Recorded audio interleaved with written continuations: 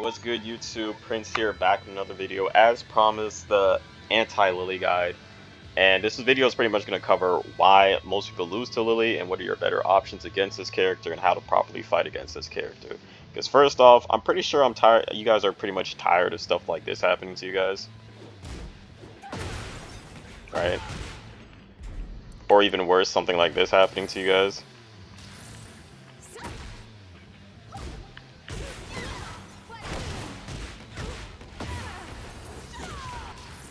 Right? And the reason that happens to you guys is because you guys just don't utilize homing moves, right? The main reason a lot of people lose to a character like Lili is because you guys are just not doing homing moves. You guys don't, a lot of people just don't, for whatever reason, they just don't see the utility and the importance of doing a homing move. It's honestly your best tool and your best option against Lili, right? Because if you don't, here's what happens, right? Here's what the typical Lili flowchart looks like online. See, down forward 1, -1 on block, right? You try and take your turn, right? I'll just do a 10 frame. You whiff, right? Down forward 1, whiff. 12 frame mid, whiff. Forward 3, whiff, right? And then you guys end up in these scenarios where you try and like this is the scenario you guys, a lot of you guys end up in, right? Boom, boom. Eat this combo, boom, right? Now, your main thing with Lili is you need to use homing moves, right? What a lot of Lili players like to do is they like to do a move that's safe on block, right? And then they like to step. This is a very common flowchart you see with a lot of Lili players. I want to say from maybe ruler ranks all the way up to like Teken God Supreme. A lot of Lili players do this, and they do this so much, and people let them get away with doing this so much that they built up muscle memory. And a lot of times, even when you do homing moves, they'll keep going for it in these scenarios until you just have to keep shutting it down, right?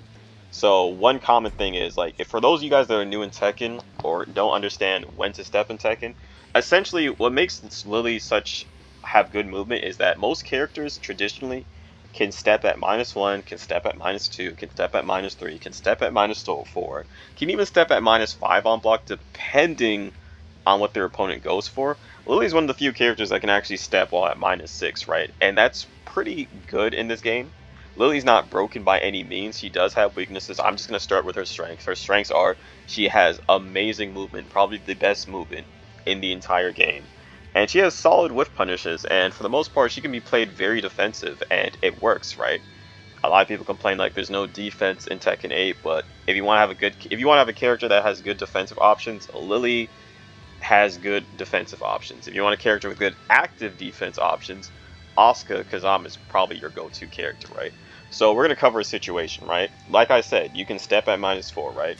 And what tends to happen, like, we're going to cover a situation where Lili's going to do back 2-1, right? It's going to leave her at -4. She's going to step. I'm going to try and challenge and take my turn back, and I'm going to whiff, right? This is a common situation that would happen online. Whoops. That actually tracks the direction she was stepping right there. Down forward 4, whiff. See, she's -4 on block. I'm +4, right? So I'm thinking, okay, 1-4, jab, whiff, right? 12 frame mid, down forward 4, whiff. A lot of situations like this is what a lot of people are thinking, right? Okay, I'm +4, I'm gonna toss out down forward 2, whiff, right? You got to use homing moves against Lili, even if she is -4, right? The correct response would have been back 2-2. Yeah, this is what a lot of Lili players like to do. They like to do something safe, and then they like to step afterwards, right? So using homing moves, boom, will shut down a lot of that, right? Preferably you want to go for your fastest homing move option. Now, I know I'm using Nina in the showcase, and I know that a lot of characters don't really all have like the fastest homing options. A good starter frame for a homing move would be like something like 15 to 16 frames, which most characters do have access to, but if we look at the character Lili herself, Lili actually has horrible homing options, right? For her homing options, like most of them, like she's got 4-3, probably like, you know, her go-to homing option. It doesn't have much range, and it doesn't really give that much of a reward on counter hit. On counter hit, you get 4-3 and then QCF3, right? And that's pretty much it, right? And then from like this range, she has 3+4. Only the first hit is a homing move, and this is super slow. It's 23 frames. they can just react to. They can just duck the first and second hit and then launch you, right? Her best homing option is actually back turn 3 because it's 14 frames and it actually high crushes, right? But she only has access to this back turn. So one of her weaknesses, she doesn't have good homing options, and her tracking is very linear, as you'll see in the rest of the video. So we're gonna go back to this option, right? Right. People try and take their turn. 1-4, you whiff. So please utilize homing moves, and since she's -4 in this situation, we could actually go for something like this, right? Oops.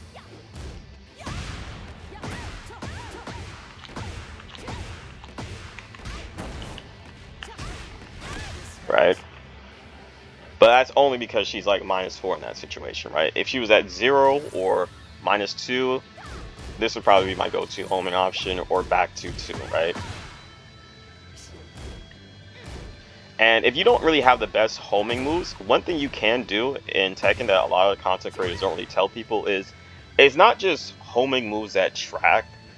Like universal homing moves, like, what I mean universal homing moves like back to 2, they track to both sides, right? But if you notice your character you're fighting is stepping in a particular direction, certain moves you do also track to certain sides. Like, for instance, right? Nina's down forward 1 will track to this direction, right? Now, if this Lili had stepped to their left, my down forward 1 would actually whiff, right? Like, let's see here. Like, I think I covered it in the first example here, right? Down forward 1 whiffs because it does not track to that side. However, if she steps the opposite way,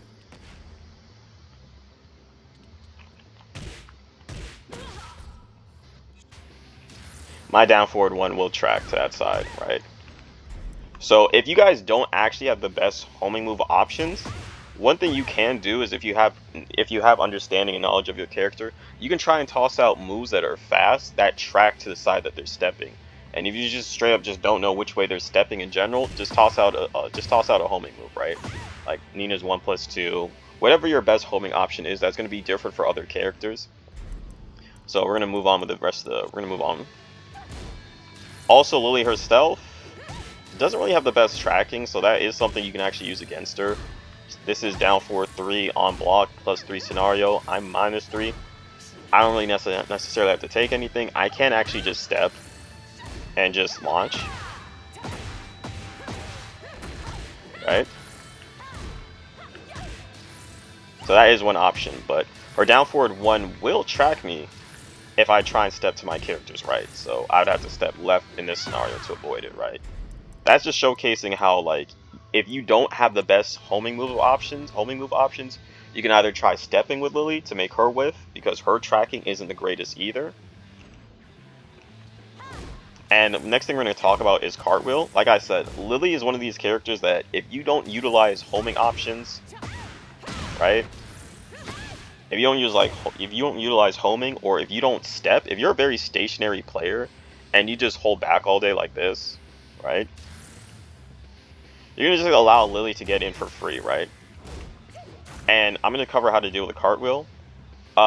There's two ways to deal with this. One is preventing yourself from even getting put in a situation with cartwheel, where simply you could just utilize movement and just step, because cartwheel has 0 tracking. It's very linear. For people that like to complain about this move, you can just step, right? You can just step in neutral, no big deal, right? Now, if you do block cartwheel is -4 on block, right? But Lili, this puts Lili back turn, and Lili has an 8-frame back turn jab from this scenario, right? If you have a 12-frame mid, you can just toss it out, and that'll beat pretty much any other option she goes for. For some reason, Nina's 12-frame mid trades. I'm not really sure why. But the best option for dealing with 90% of cartwheel's options is, if you block cartwheel, just step. Block cartwheel, just step. You can just step to any direction, right? Lili has very linear tracking, despite people saying that this character is broken and stuff like that, right? I don't believe the hype. Most people that lose to Lili, they're just not utilizing homing options, right? Now, there is counterplay to everything, and we're going to show that off right here. what Lili could do is, if you do block cartwheel, she could go for this option, right?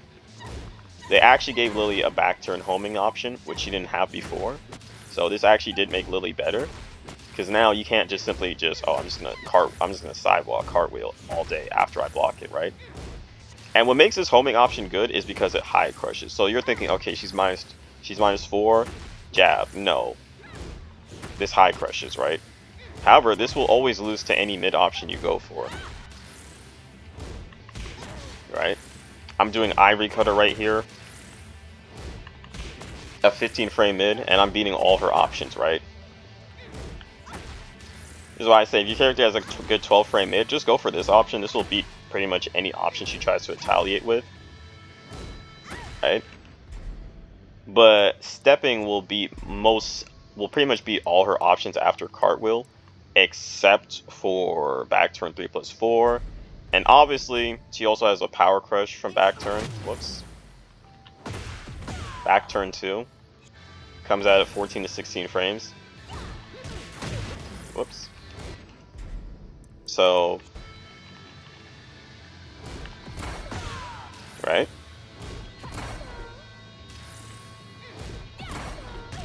However, like, you can kind of option select this, because if you have a 12 frame mid like this situation happens. So for any of you guys that are, you know, want to abuse that, right, go right ahead.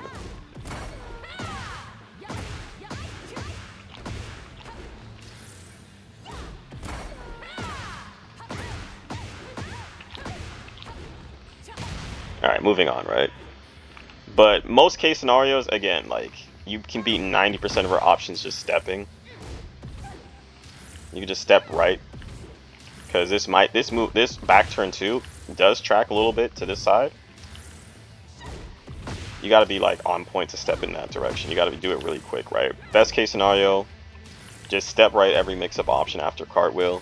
The only thing you got to worry about is like back turn 3, but then that's when you can start playing the mind game of, will I retaliate with something quick, or will I step? You know, that's Teken. You know, you guys gotta understand that there's counterplay for everything, right? Most situations don't just simply have a one size beats all method of approach, right? You can just, did I just say one size beats all? Like, nah. Well, you get what I'm trying to say, right? Not every option is going to beat every option, but that's okay. That's what makes Teken, right? Another thing is her 3-2, her 3-1 situations. Like 3-2, yes, you can duck the second hit, but there is counterplay, because simply the Lili player could actually mix this up with 3-1, which is this move right here. That's also her heat engager. So yeah, that's another move that you don't want to get hit by, because the last thing you want to do is just let Lili get heat for free. But however, there is an option select that beats all options. As soon as you block 3 and you see a punch coming, just punch parry. Most characters do have a punch parry, so any punch parry will beat this mix-up entirely. The thing with Teken is, if you can stop a mix-up from happening, go for it, right? Now, obviously, some people might get greedy and be like, Prince, but I can just duck the second hit of 3-1 or 3-2, right? You can just duck the second hit and get a launch, right? But that's also kind of greedy, because they might do 3-1, right? And then boom, now they're heat engager, right? You may not get a lot of damage for going for the punch parry, but you know, any damage is better than no damage, and plus you stop the mix-up entirely, right? So you don't even have to worry about that string no more. Just don't even guess between whether you can ducking the second hit or blocking the second hit if they do 3-1. If you do block the second hit of 3-1, I just want to show that off real quick. Let's say, boom, they do this, you block the second 3-1, it is minus 13 on block, so just do your best 13 frame punish. But like I said, punch parrying after the 3 option beats any punch follow-ups, right? Next one we're going to cover is Matterhorn. Now, I set the CPU to do sidestep 1+2 into Matterhorn, because for those that don't know, sidestep 1+2 with Lili is actually 0 on block. So Lili's players can swing straight after this. And, you know, what tends to happen is a lot of players, they'll block this, and then they'll jab, right? They'll do a high, right? I know I'm doing down forward in this scenario, but down forward 4 actually has the hitbox and properties of a high. So even though it's a mid, it's technically the same thing as me doing a high in this situation, right? Lili is low profiling the mid. She's not crushing the mid, she is low profiling the mid. You cannot crush mids in Tekken. You can only high crush and low crush, and that's it. You cannot mid crush. If you are doing a quote-unquote mid that is getting crushed, it's not being crushed, it's being low profile because the mid has a high hitbox, right? I covered that in a recent video, right? So I want to do something like this, 1+4 with Lili, with Nina, right? Or I could do down forward 1 because down forward 1 has a lower hitbox than down forward 4 does, right? So that's just a common Matterhorn setup, side step 1+2 into Matterhorn. Remember, this is 0. So since this is 0, if you block side step 1+2 with Lili, sidewalk will be all options. And if you're afraid of Matterhorn and you don't want it coming out, just toss out a mid with a low hitbox, and you'll stop it, right? And if you do block Matterhorn, -21. I mean, super launch punishable. Like, don't let Lili players get away with Matterhorn. If you block Matterhorn, you have to launch it. You have to launch it, right? Make it hurt. If you block sidestep 1+2, it's kind of a mind game of, because she could do this, right? She could do sidestep 1+2 and do 1-1, right? And if 1-1 hits, she's back turn. Now you got to deal with her back turn options, right? And from here, Lili has good back turn options. She has down 2, which is only -12 on block, and it's 16 frames, right? +5 on hit. Pretty good, right? And for 14 frames back turn, she has down 4. Faster, but less plus frames, right? So let's say she does this, and you retaliate with something too slow, that will happen, right? Now she's +4, back turned. Now you gotta worry about back turn down 2 and all that type of stuff, right? So if you want to, you can avoid all mix-up options if you just simply step, right?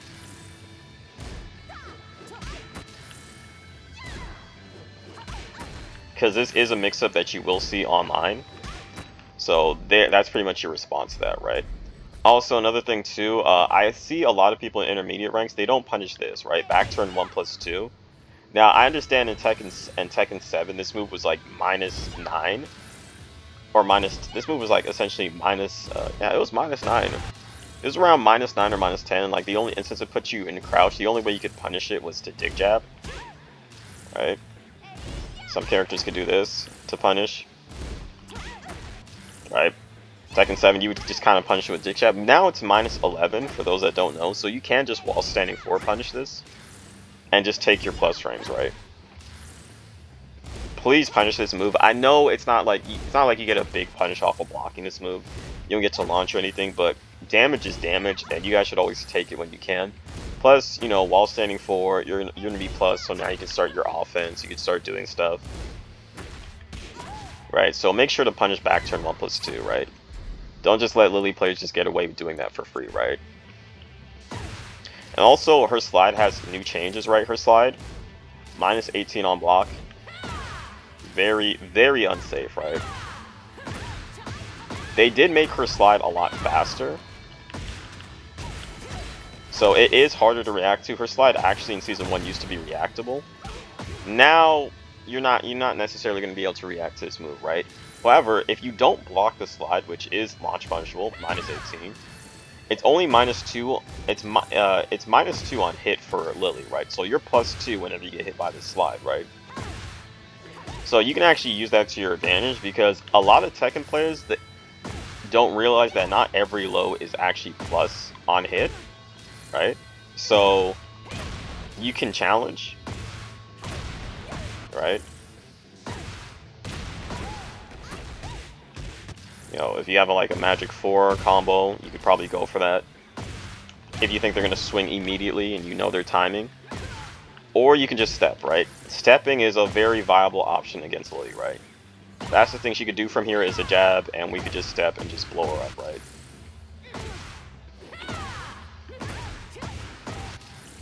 And if we have a good read that she will step, you know, you could go for that she will swing, you go for that. But then again, A lot of Lili players, they like to step after a lot of things, right?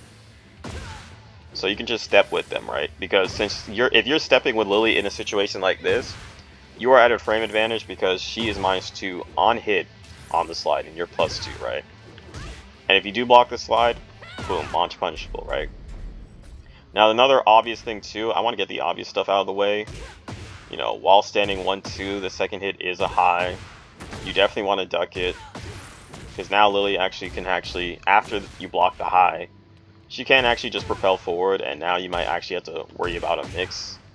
And then she could do this and then step afterwards. So please, if you block while standing 1-2, I mean, if you block the first hit of while standing 1, just duck the second hit and launch. This is basic Lili stuff. A lot of people actually don't duck this, so I just wanted to cover this in the video. While standing 1-2, you can just duck it and just punish. Easy stuff. Now, I'm trying to make sure I'm covering most of the basic stuff and like the reasons people lose this character in general.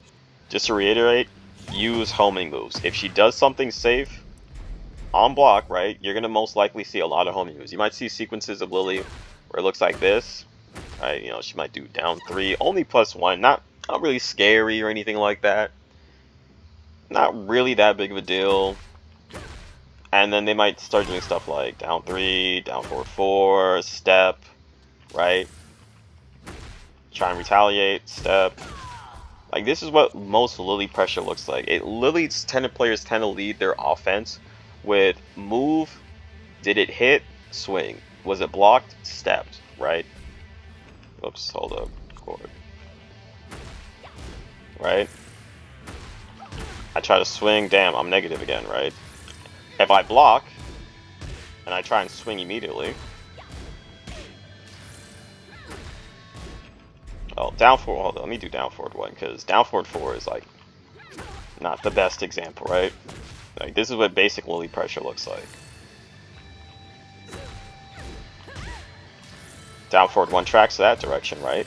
However, if I went for any other option, this is most likely what would happen.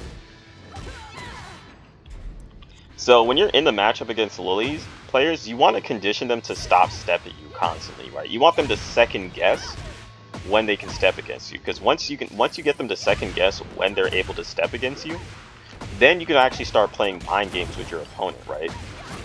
Then you could start playing what I like to call actual Teken, where now it's like, okay, now we went from playing layer 1 to now we're playing timing and trying to make reads off each other. Like, she just did down forward 1 on block. Is she going to step afterwards, or is she going to block, or is she going to swing immediately to try and beat my timing? Because if Lili did this, right, down forward 1, 2-4, right, and I'm used to her stepping after down forward 1 a lot, right, I might do like one of my homing options, like 1+2, and then boom, now I'm getting hit on counter hit, right? Or I can now start stepping, right? So now it becomes a thing where it's like, okay, like, he just stepped after that. Boom, okay, I got it. He did that, this is what I'm going to do next, right? Down forward 1, 4-3.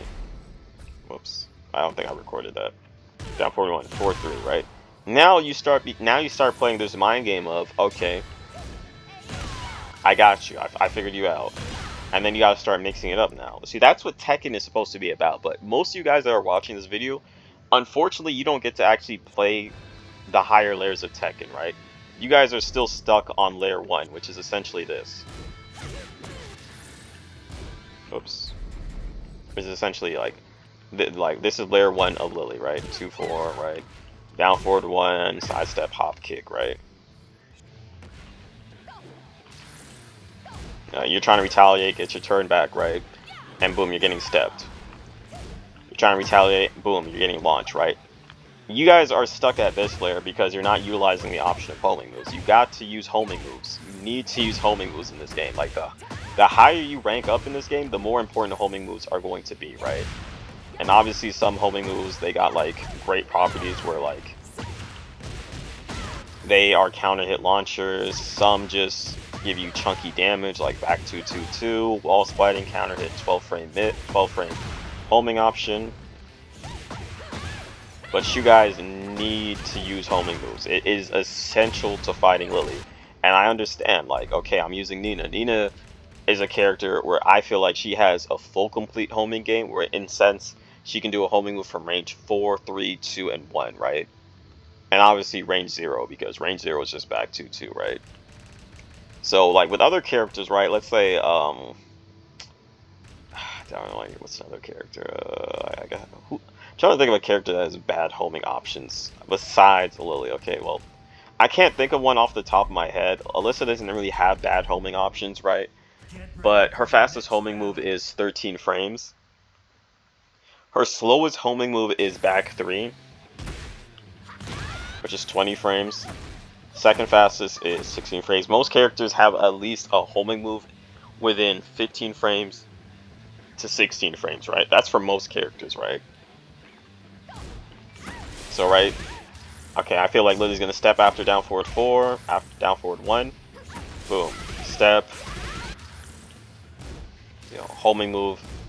And try not to be too predictable with your homing options, right? Because if you're using, for instance, if you're Alyssa, right? And every time Lili steps, every time you think Lili steps, you're just gonna tossing out standing 4, which is a high. A player might catch on to that, and they might start doing a move and then duck afterwards. So that's why you kind of want to mix up your homing options between mids and highs. Like, you know, if you're Alyssa, toss out forward 4, +1 on hit. You can go into chainsaw afterwards. And then from like more, let's say from like ranges like this, you can do back 3 to try and like approach, because Lili players do constantly step a lot. And it could be very annoying. And another thing too, a lot of people say like, oh, Lili is super unfair, but she actually has one of the most gracious lows. If you look at her lows, down 3 is only +1 on hit, so you can take your turn. It's not that big it's not really that scary of a low. Down 1, 2, +3 on hit, which is very generous, because +3, you can essentially step afterwards, right? Let's say Lili does this. Whoops. Okay, hold up. Whoops.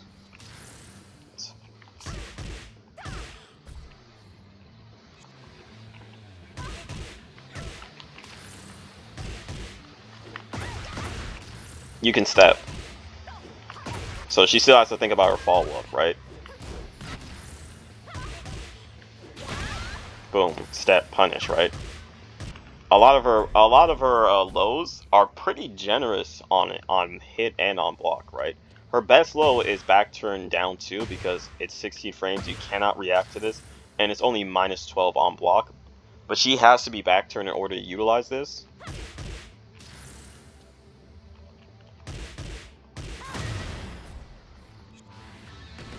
Now, obviously she could do down 1, 2, it's a back turn 1, 4. Which is faster, but then again, right, you can still step, right? Like, her lows are very generous on hit, right? So let's look at another low, right? Even though those are low, both down 3 and down 1, 2, you're not going to react to. You're not going to block that on reaction. You're pretty much going to block that based off of timing.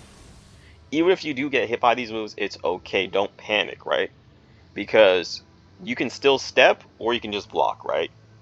And once you start playing these mind games where now the Lili player is worried, let's say you've been stepping after eating down 1, 2, right? Let's say you're getting hit by this move on purpose, because you know they always follow it off with this move, right? Let's say that's what you're doing, right?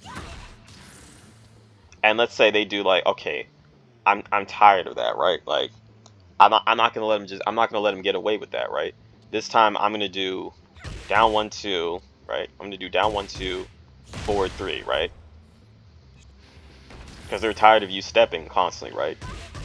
And you make a read, right? Now, since forward 3 is 20 frames, right, and they're only +3, you can just toss out your fastest homing move and just land a free counter hit, right? Or you don't even have to do that. You could just go for something quick, down forward 4. I feel like you're gonna do a homing move, step. Like this is when you start actually getting to play Teken, right?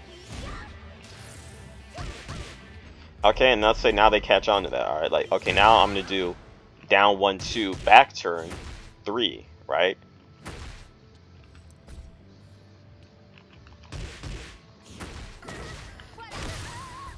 See, let's say now they start doing that, because remember what I said early on in the video, her best homing option is actually back turn 3, but she has to be back turn to do it, right? And remember, it actually has a high crushing. It actually high crushes, right? So if I try and jab, right? So now, if I try and jab, boom, I get crushed, right? Now you start playing that game like, okay, well, I'm gonna block. Boom, now you block it. It's minus 12 on block.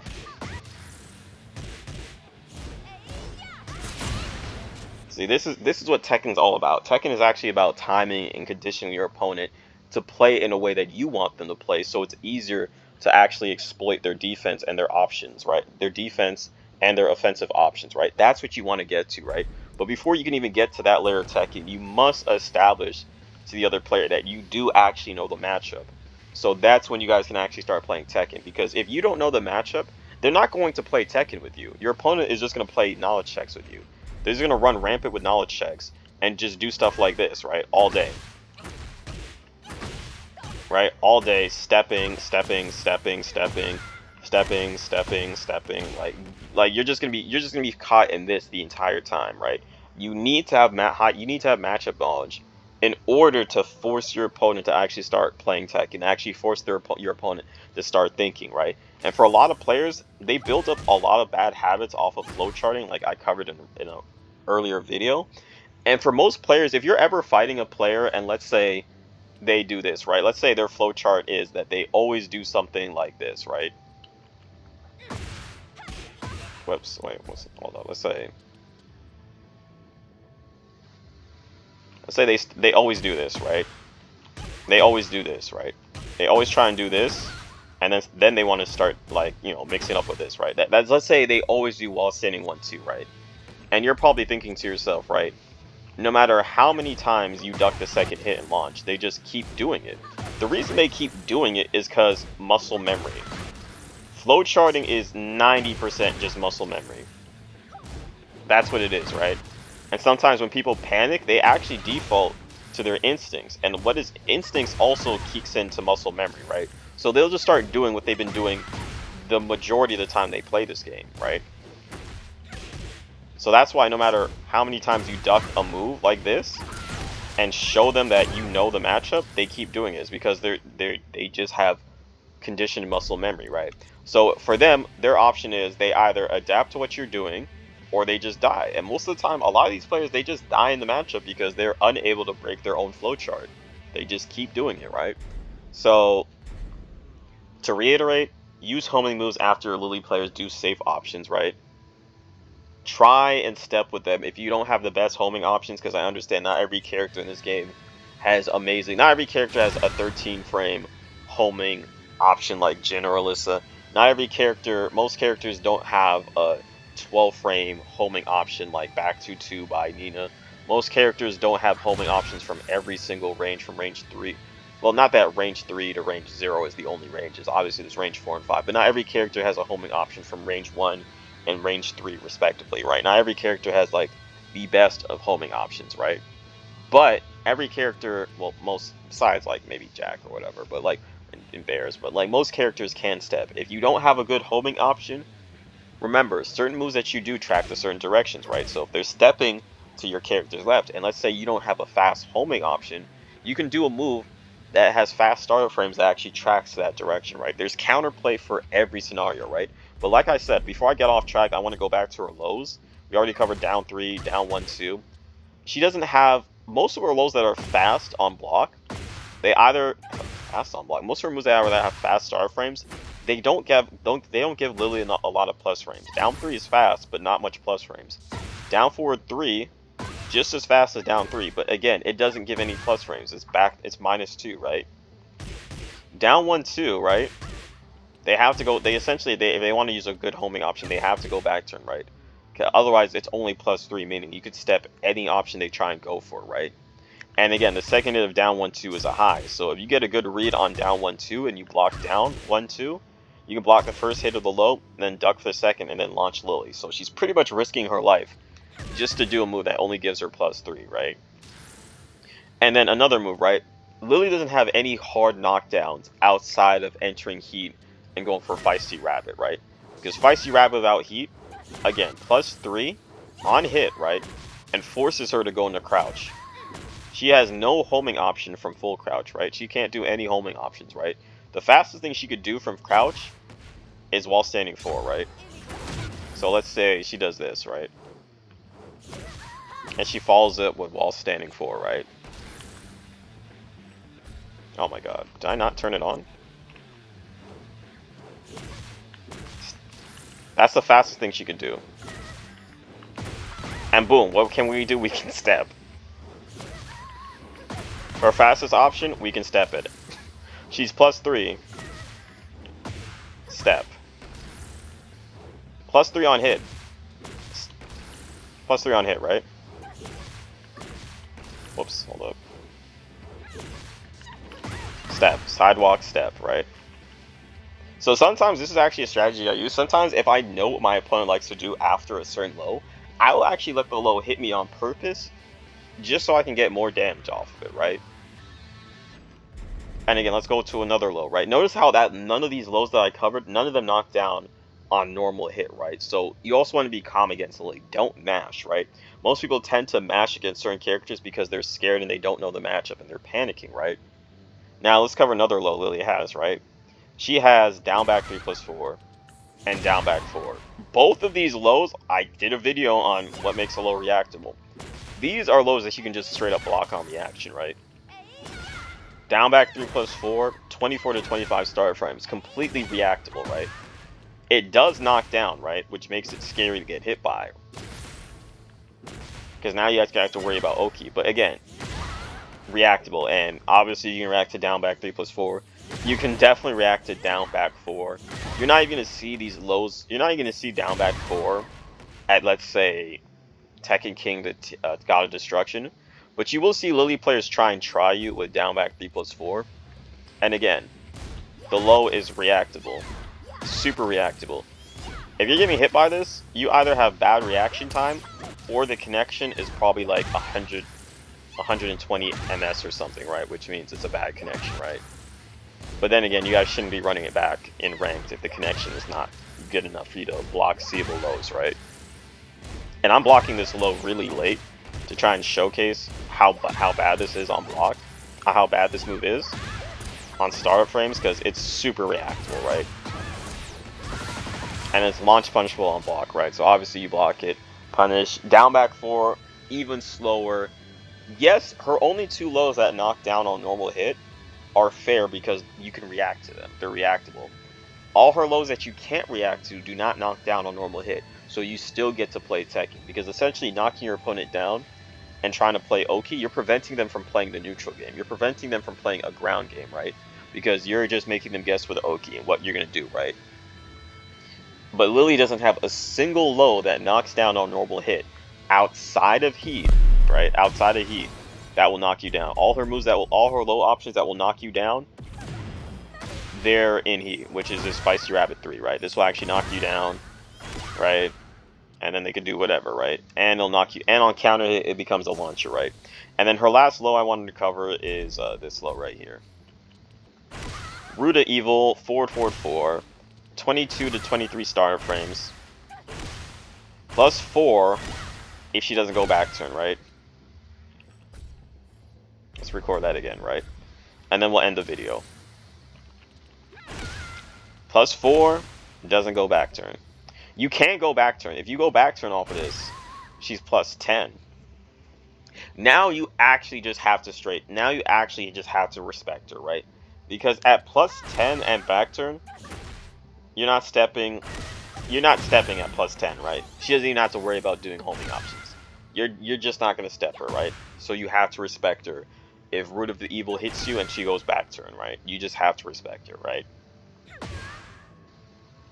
However, you're probably wondering, why would she ever just do Root of Evil and not go back turn, right? Because essentially, if you do block Root of Evil and she goes back turn,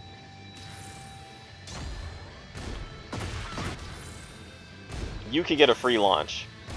She cannot block while back turn, right? If she does Root of Evil and she goes back turn, you can just launch her, right? There's just nothing she could do, right? And I record that situation while holding back to show you that she cannot block. If she does Root of Evil and you block and she goes back turn, that is a free launch. Now, however, if she does Root of Evil... Oops, okay, I didn't mean to go back turn, my bad.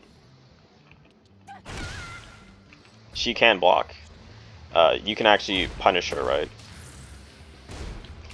It's -12. This is also one of her best lows too. Back turn down 2 and Root of Evil without going back turn. Also her best low options, because if she does Root of Evil by itself, it's -12 on block. So there is a reason for her to not do Root of Evil back turn if she's scared that you're sniffing it out and that you're going to go back turn. So yeah, and if she doesn't go back turn and she tries follows up, right? She's +4 on hit, right?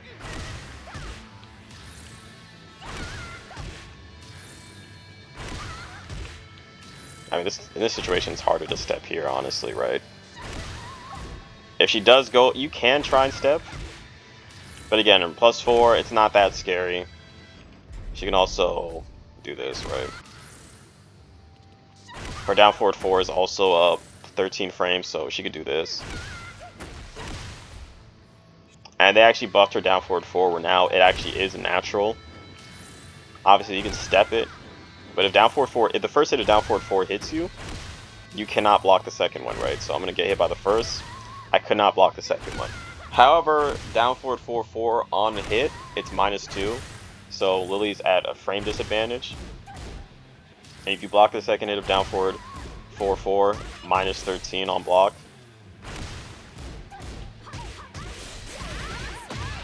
Right? But if it hits you, let's say I get hit by this, right? Whoops. Again, she's only -2, right? So no real frame advantage, right? When you block the second hit of the low, if the second hit, which is a low, -13, right? But again, alright, Root of Evil, -12 on block. If she goes back turn and you block it, you get to launch her, right? But if you get hit by Root of Evil and she's back turn, you just have to respect her, right? So that pretty much covers Lili in a nutshell. I know I didn't cover, you know, obviously you could just duck the heck of the second hit of 3+4. And I know there's other scenarios, but I kind of want to just focus on the main things because this video is already 42 minutes long. I'm thinking of making this video longer by including a replay of me fighting against a Lili player and showcasing the stuff I talked about in this video, so people can get a better understanding of the fact that, hey, the stuff this guy's actually talking about in this video does actually work against her. But I think that replay actually got deleted because of an update. If I can find another Lili replay, I'll actually put it towards the end of this video so you can actually see the stuff that I'm talking about. And then also another thing too, before I end this video, forward 2-3 is also launch punishable. Sometimes Lili players will block a move that they think is safe. And what will end up happening is they'll do forward 2-3, right? But if you block forward 2-3, guys, it's -15 on block, so you can actually launch that. So yeah, don't let Lili players do forward 2-3 for free. If you block forward 2-3, launch it for the love of God, right? Obviously, Matterhorn launch while standing 1-2, duck the second hit. Her down back 3+4, but down back 4, they're both reactable on block. Her weakness is she has linear tracking, or she doesn't have the best homing options, right? And for the most part, she's more of a defensive character. Not an active defensive character, a defensive character, right? She wants to get you to commit into whiffing and to pressing into her so that she can step or backdash and then whiff punish you with forward 2-3, right? This move right here, right? Remember, she is linear, doesn't have the best of tracking, right? Make sure to exploit that, right? And her homing options are probably some of the weakest. Her best homing options is actually back turn 3. And I'm not sure if I covered this in the video earlier, but if she just does the first hit of back turn 3 by itself, she's actually -10. So you can actually punish the first hit of back turn 3. If you think she's not going to finish it, of course. But again, that's all up to you. But that's pretty much been Lili in a nutshell. I hope this helps a lot of people in the Lili matchup to fight the character and understand what their best course of options are in the matchup. And realize that her lows are also not that scary. Her best low is definitely back turn down 2 and Root of Evil. Those are the scary lows. Everything else, not so much, right? And again, if I do include a replay of me fighting a Lili, it should start right about now. So if that hasn't played at the end of the video, I probably wasn't able to find a replay of me fighting Lili, and that pretty much will end the video. And if you guys want to get free coaching or anything like that, drop your Teken ID in the comment section below. If you found this video useful, consider liking and subscribing, commenting, showing. I always consider any of those actions to be support. And you guys can follow me on Twitch if you guys want to catch me streaming the game live. And if you just want to join a community of people that are trying to get better at the game and try and get matches with other players and whatnot, I have a Discord. It's kind of, I'm trying to build up my Discord like a community for Tekken players to come in there.